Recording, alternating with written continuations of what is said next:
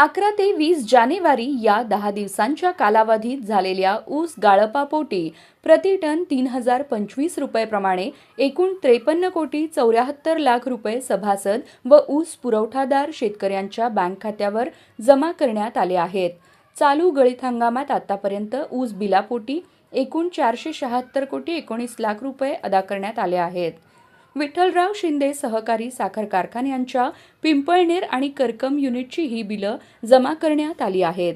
ही माहिती कारखान्याचे संस्थापक, चेअरमन व माजी आमदार बबनराव शिंदे यांनी दिली. विठ्ठलराव शिंदे सहकारी साखर कारखान्याच्या पिंपळनेर व करकम युनिटमध्ये चालू गळीत हंगामात वेगाने ऊस गाळप सुरू आहे. पिंपळनेर युनिटमध्ये प्रतिदिन सरासरी 14,700 मेट्रिक टन तर करकम युनिटमध्ये प्रतिदिन 5,000 मेट्रिक टनांपेक्षा अधिक ऊस गाळप होत आहे. आज अखेर पिंपळनेर युनिटमध्ये 13,640 मेट्रिक टन तर करकम युनिटमध्ये 4,45,552 मेट्रिक टन असे एकूण 17,46,192 मेट्रिक टन ऊस गाळप पूर्ण झाले आहे.